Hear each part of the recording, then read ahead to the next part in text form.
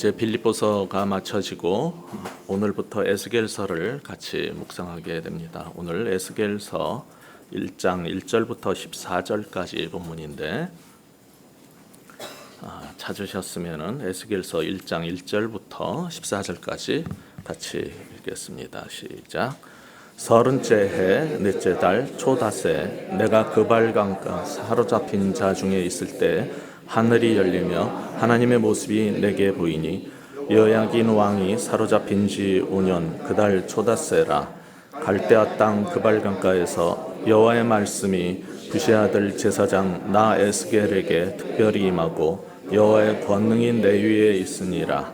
내가 보니 북쪽에서부터 폭풍과 큰 구름이 오는데 그 속에서 불이 번쩍번쩍하여 빛이 그 사방에 비치며 그 불 가운데 단새 같은 것이 나타나 보이고 그 속에서 네 생물의 형상이 나타나는데 그들의 모양이 이러하니 그들에게 사람의 형상이 있더라.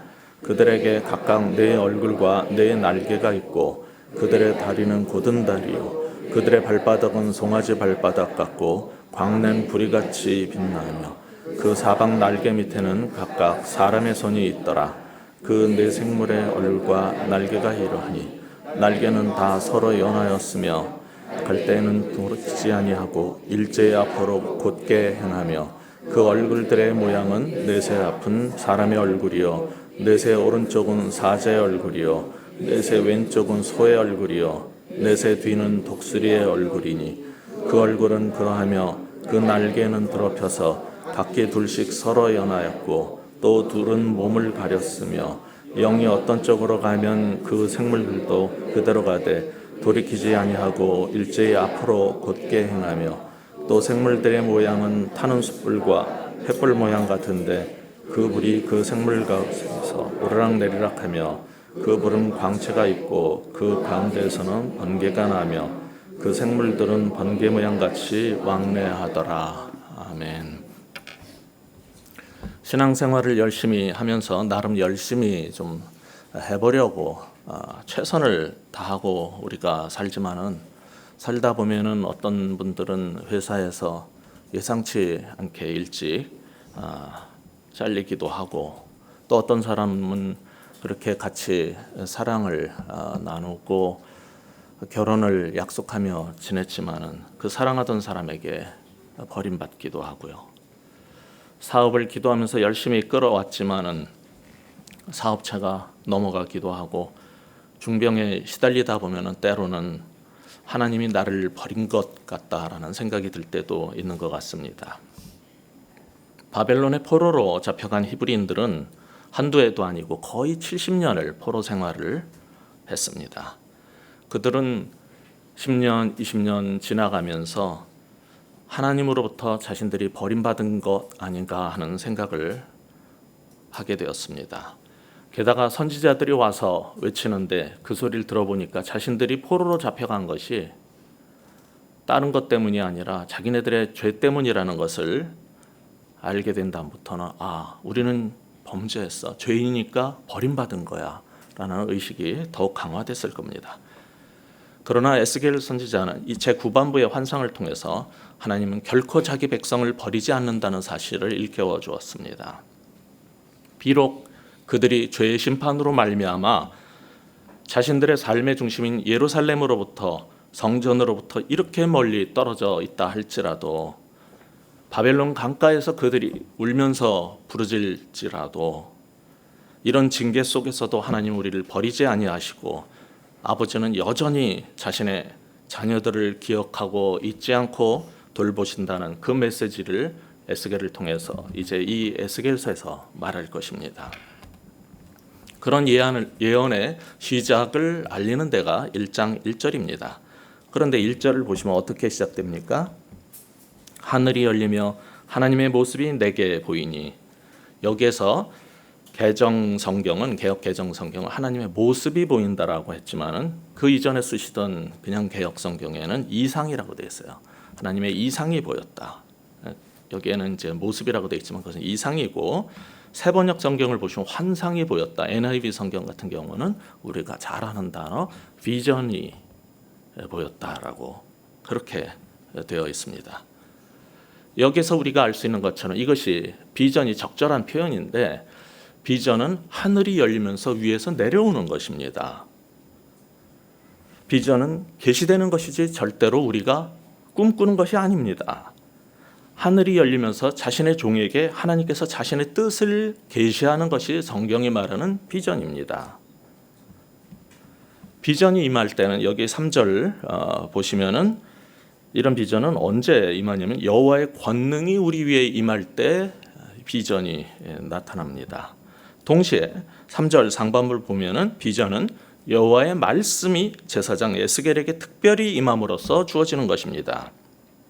그러니까 1절에서 말하는 환상 혹은 비전이라는 것은 하나님의 말씀이 임하는 것하고 다른 게 아니에요. 똑같은 겁니다. 우리는 환상을 본다, 비전이 임한다 할 때 특별한 임재 속에서 꿈꾸는 것만 굉장히 내 이성이 마비가 되고 특별한 일이 벌어지는 것으로만 생각을 하지만은, 이 성경은 하나님의 권능이 내게 임하면서 하나님의 말씀이 임한 게 비전이라고 그렇게 표현을 하고 있어요. 따라서 많은 한국교회 목사님들이 하듯이 책상에 앉아가지고 서재에 앉아서 열심히 생각하고 이 책 저 책 보고 여러 계획서를 보고 한국의 미래상을 보고, 그리고 또는 어떤 회사에다가 500만 원씩 1000만 원씩 주고서는 부탁을 해서 우리 교회의 비전을 받아가지고 만들어 오면은, 멋진 말로 만들어 오면은 비전 선포식을 열어서 쫙 발표하는 게 비전이 아니에요. 비전은 하나님의 말씀이 하늘이 열리면서 내게 임할 때 하나님의 우리 교회를 향한 뜻을 내가 받아들이고 그것을 백성과 함께 나누는 것이 비전이지, 많은 사람들이 하듯이 그냥 지도자 혼자서 만들어가지고 이것을 받아들여라 한다고 그 비전이 받아들여지지는 않습니다. 여기서 우리가 알 수 있는 첫째 중요한 사항은 참된 비전은 하나님의 계시로부터 시작된다는 것입니다. 그런데 이 비전은 제사장 에스겔을 선지자로 부른 소명이기도 합니다. 보통 제사장 그러면은 여기 보면은 제 자신을 제사장이라고 표현을 했어요. 에스겔은 제사장이다. 제사장은 뭐 하는 사람이냐면 성전에서 제물을 하나님께 제사드리고 올려드리는 그런 일을 하는 사람이에요. 보통 이러한 선지서 예언서를 쓰는 그러한 예언을 받는 사람을 우리가 선지자 예언자라고 합니다. 그러니까 제사장과 선지자는 다른 직종이에요. 사실은 겸하는 게 아닙니다. 보통은 다 따로따로 있어요.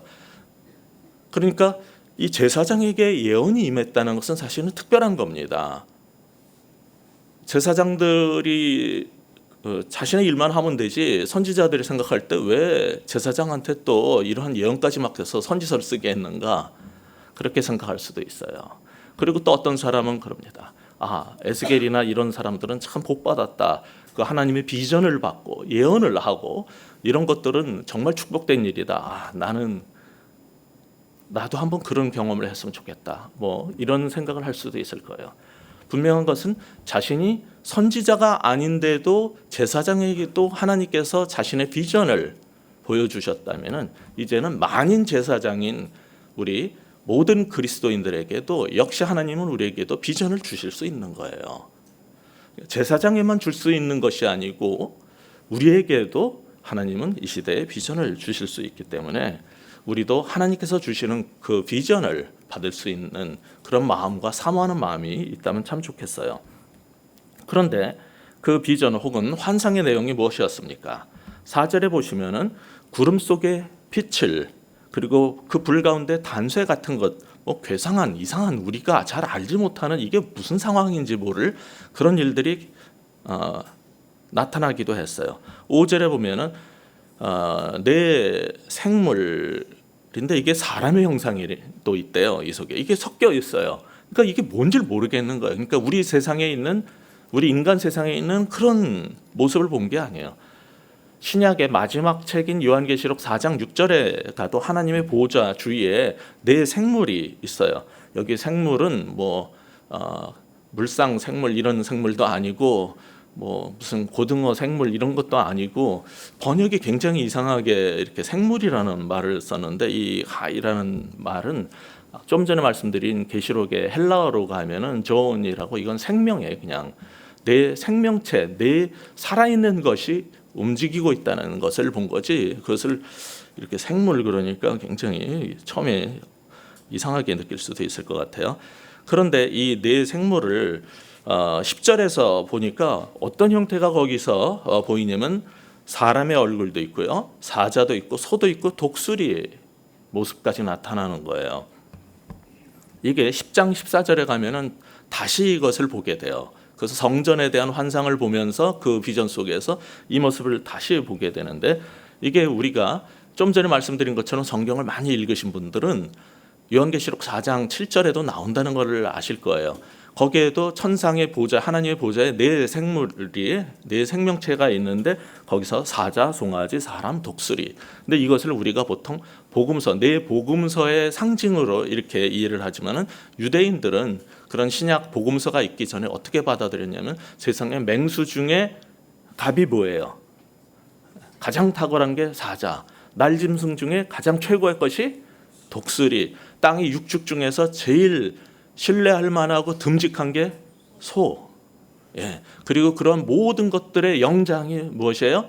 사람. 그래서 모든 하나님의 피조 세계에서, 창조 세계에서 가장 최고의 것들, 탁월한 것들을 상징하는 거니까 온 세상을 다 책임질 수 있는 그러한 존재들의 대표로, 그러니까 이게 비전 가운데 이것을 봤기 때문에 상징적으로 보는 거예요. 이걸 전부 너무 문자적으로만 해석하시면은 굉장히 곤란해집니다.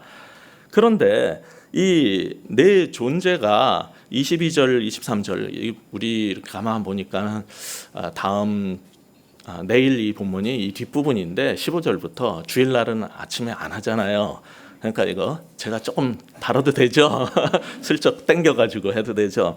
22절, 23절에 보면은 이 네 존재는 궁창, 하늘, 즉 하나님의 보좌를 떠받치는 존재들이에요. 온 세상에 가장 위에 있고 온 세상을 주관하고 섭리하고 다스리는 하나님의 존전 보좌, 뭐 하늘나라, 우리가 여러 표현을 하겠지만은 창세기 구약의 경우는 궁창이라는 표현을 쓰는데 그것을 이 네 존재가 떠받치고 있어요.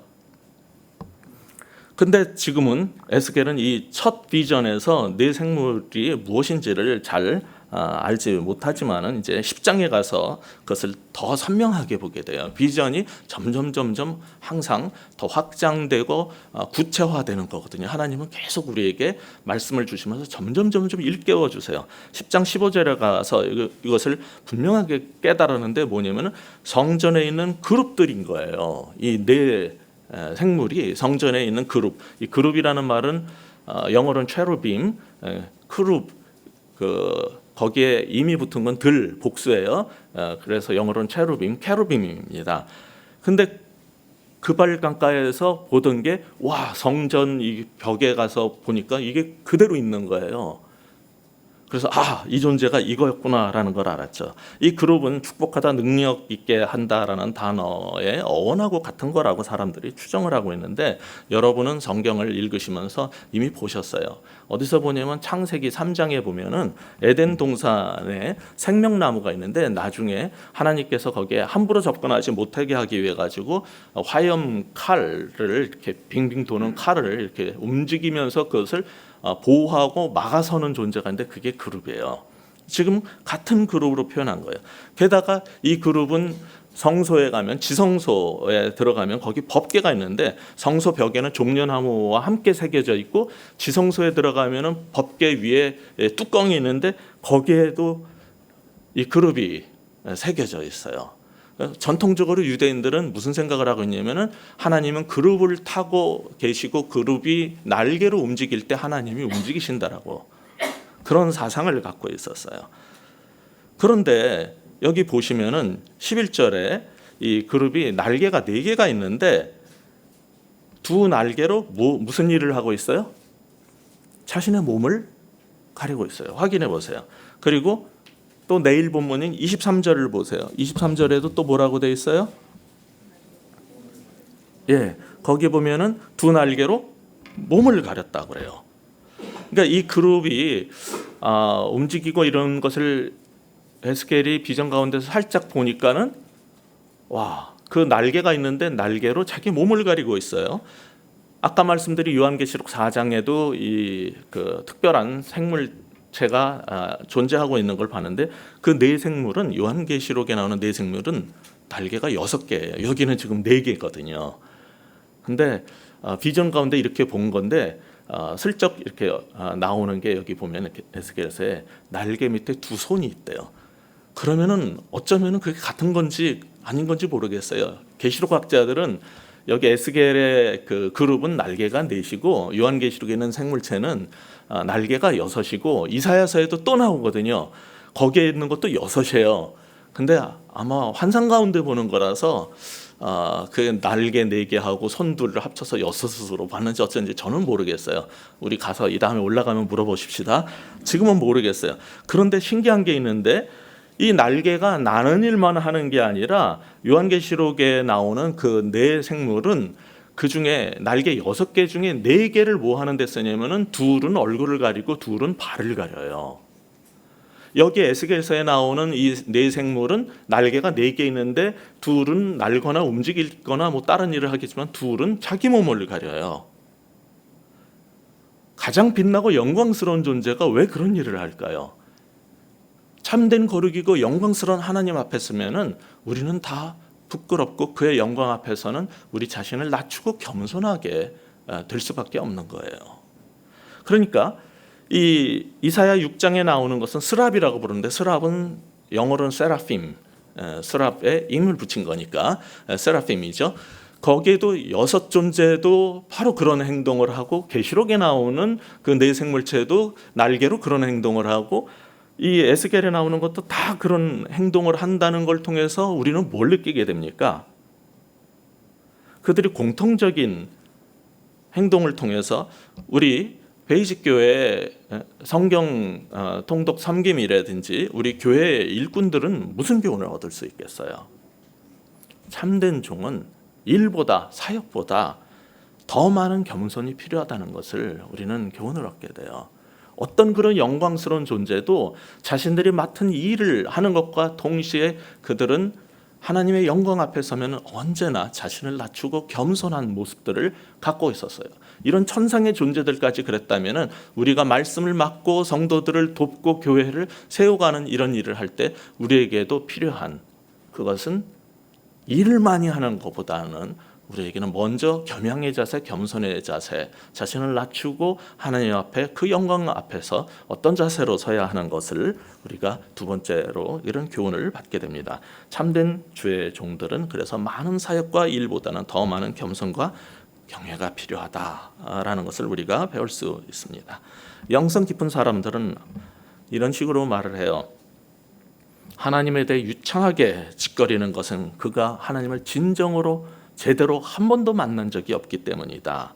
그들은 거짓 선지자다. 이사야처럼 누가복음 5장 8절에 나온 베드로처럼 진정으로 하나님을 만난 자들은 그 하나님 앞에서 엎드려져 있을 뿐이다. 죽은 자같이 될 뿐이다. 그들의 사역은 두려움과 거룩한 경외심에서 시작되는 거예요. 따라서 우리는 이 교훈을 잊지 않았으면 좋겠어요. 이제 본문의 네 생물들은 또 어떤 모습으로 서 있는지 같이 살펴봤으면 좋겠습니다. 13절, 14절을 여러분이 보시면은 그 네 생물 사이에서는 숯불과 횃불 모양 같은 불이 오르락 내리락 하죠. 그 불은 광채로 표현됐고 그 가운데는 번개 같은 빛이 임하고 있어요. 이 네 생물체 움직임도 뭐라고 표현했어요? 번개 같다. 이렇게 지금 여기에서 말하고 있죠.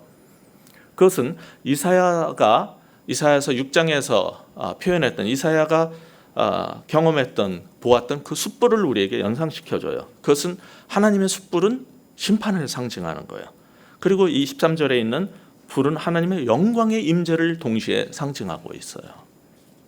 그런데 에스겔이 이 비전 가운데 보고 있는 이 이상한 네 생물들 그리고 내일 본문으로 되어 있는 에스겔서 1장 26절 28절에 보면은 이 네 생물만 있는 게 아니라 또 다른 존재가 있어요. 뭐냐면은 바퀴가 있어요. 이 네 생물체와 함께 바퀴가 있는데 이것도 바퀴벌레 이런 거 아닌지 아시죠? 바퀴는 굴러다니는 바퀴인데 영어로 하면 chariot. 그게 뭐예요? 병거. 구약의 말로는 병거. 예. 그 네 생물체와 함께 이상한 수레 병거가 거기에서 움직이고 있어요. 그런 모든 것들은 이제 하늘 보좌에 앉으신 하나님에 대한 신비한 환상 가운데에서 그가 본 것을 나름대로 그림적으로 표현을 한 거예요. 그런데 요한계시록에 나오는 하나님의 보좌에 가면은 이러한 네 생물체와 움직이는 그러한 바퀴, 병거와 함께 24장로들이 있어요. 점점 이 비전이 더 구체화되고 완성되고 아주 분명하게 나타나기 시작하는데, 이 24장로와 그룹과 스락과 네 생물이 함께 있는 영광을 보게 되는데, 이런 거 왜 보여줄까요? 우리들한테. 아까 말씀드린 것처럼 와, 에스겔은 좋겠다 이런 거 봐서 이거 부러워할 필요도 없어요. 우린 다 봤어요. 에스겔이 본 거, 이사야가 본 거, 요한이 본 거 다 봤어요. 어디서? 성경책에서. 우리가 더 나아요. 다 갖고 있어요. 우리는 모든 비전을 다 본 사람이에요. 근데 왜 우리한테 이런 걸 자꾸 가르쳐 주시는 거예요? 하늘나라의 영광스러운 하나님의 보좌의 그 광경을 이 땅에 재현하려는 거예요. 그냥 심심해서 보여주는 것도 아니고, 특별히 내가 나를 사랑하니까 난 너를 선택했어 하고 해서 그냥 멋진 거 하나 보여줄까? 이거 비밀인데 이러면서 보여주는 거 아니에요. 그 하늘 보좌의 영광을 이 땅에 재현하라는 거예요. 심으라는 거예요. 그게 뭡니까? 그게 하나님 나라고, 그게 하나님의 교회예요. 여러분은 지금 이런 아침에 이 말씀을 들으면서 무엇을 느낍니까? 또는 성경을 읽으면서 영광스러운 천상의 그 환상을 보게 되면은 무슨 생각을 하시게 돼요? 이 땅에 이런 모습을 나도 심고 싶다. 나도 이 땅에 이런 것을 재현하고 싶다. 그런 교회가 되자. 천국에 12사도가 아니라 24장로가 있다면 나도 바로 그러한 24장로의 한 사람처럼 이 땅에서 그 모습을 재현하고 하나님을 이 땅에서 섬기는 그런 사람이 되고 싶다. 오늘날 교회와 예배의 본분이 바로 그겁니다. 천상의 하나님의 보좌의 영광을 이 땅에 재현하는 것. 그 교회는 4절에서, 오늘 본문 4절에서 보듯이 폭풍과 큰 구름 속에서 번쩍이는 불빛과 광채를 발하는 것이에요.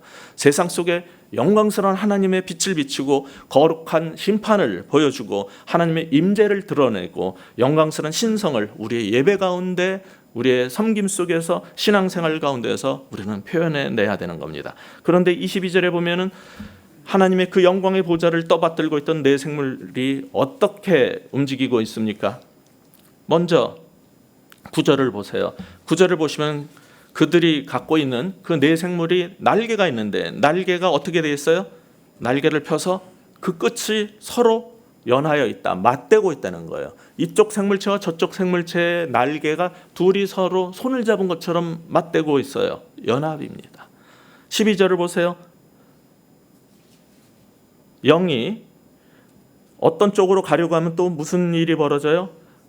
이 네 생물체는요, 서로 반대 방향을 보고 있어요. 하나는 앞을 보고 있고, 하나는 뒤를 보고 있고, 하나는 오른쪽을 보고 있고, 하나는 왼쪽을 보고 있어요.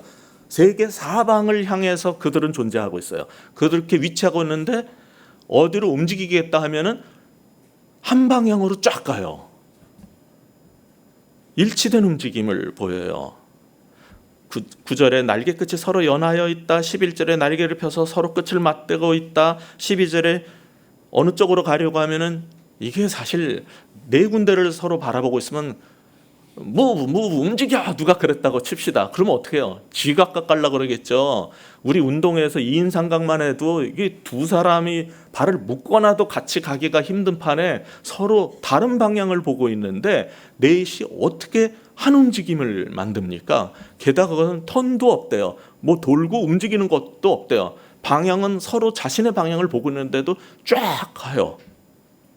어떻게 이런 신비로운 일이 가능합니까? 20절에도 반복하고 21절에도 반복하는 게 있어요. 네 생물의 영이 이 바퀴 가운데, 술의 한가운데 존재하고 있는데 이들은 그 영으로 움직이는 거예요. 이것이 영이라는 말은 스피릿이죠. 하나님의 바람, 호흡, 성령도 그 영이에요. 그 네 생물체 가운데에 있는 그 바퀴 가운데, 한가운데 네 생물체의 중심을 차지하고 있는 것은 뭐예요? 스피릿, 영입니다. 그 영에 의해서 그들은 영이 가고자 하는 대로 다 갈 수 있어요. 그러나 여전히 자신들이 봐야 될 방향은 보고 있어요. 제가 이제 여기서 3일째 이렇게 아침에 말씀을 전하고 있는데 목사님들께도 듣고 성도들을 보면서 느낀 것이 오늘 아침에도 이렇게 찬양할 때 또 첼로 연주를 들으면서 제가 음악회 가서 많이 들었지만 이렇게 바로 옆에서 이렇게 연주되는 거 소리는 처음 들어서 와, 소리가 원래 무지 크구나, 마이크 설치됐나 이렇게 한번 슬쩍 봤어요. 있긴 있던데 이렇게 가까이서 울림을 같이 느끼는 이런 예배 가운데 이것도 참 감사하고 기쁨 아니겠습니까? 근데 우리 베이직 교회는 보면은 갖은 재능을 가진 사람들이 많아요. 근데 우리가 살면서 세상 경험도 있고 자신의 꿈들이 있어요. 하나님은 그 꿈을 예수 믿는다고 버리라고 하지 않습니다. 어떤 사람은 동쪽을 보고 어떤 사람은 서쪽을 보고 어떤 사람은 남쪽을 보고 자신의 맡은 방향을 향해서 가는 거예요. 그런 사람들이 베이직 교회에 모였어요. 그렇다면 우리는 어떻게 살아야 되겠습니까? 각기 자기가 하고 싶은 꿈을 옛날 교회에서 가졌던 것 또는 살면서 가졌던 것을 그대로 다 가겠다고 하는 것이 아니라 우리 가운데 임하여 계신 그 영의 이끄심에 따라 영이 가고자 하면은 그냥 일치되어 곧게 간다는 이 네 생물들의 연합체의 모습처럼 우리도 그렇게 움직일 수 있으면 얼마나 좋을까? 그렇다면 이 시대에 정말 교회가 서로 싸우고 다투고 나중에 집사되고 장로되고 그러면 힘을 갖게 되면은 당회원이 돼가지고 목사님과 싸우고 마치 장로들의 사명은 목사님의 독재를 맡는 특별한 브레이크의 은사를 받은 것처럼 막 이렇게 가가지고 깨지는 게 교회잖아요. 세상이 그 지겨워하는 모습을 보지 않고 내 생물체가 각기의 방향을 보고 각기의 맡은 그런 사역들을 임무를 하지만 영이 가고자 하는 방향으로 한 방향으로 곧게 가더라 하는 역사가 나타날 때 베이직 교회는 하나님의 공동체구나라는 걸 세상은 알게 될 겁니다. 따라서 오늘 우리에게 주시는 마지막 교훈, 참된 공동체는 하나님과 결속됨으로 같은 길을 걷는 것이다 라는 사실을 잊지 않았으면 좋겠어요. 자, 오늘 우리는 무엇을 보았습니까?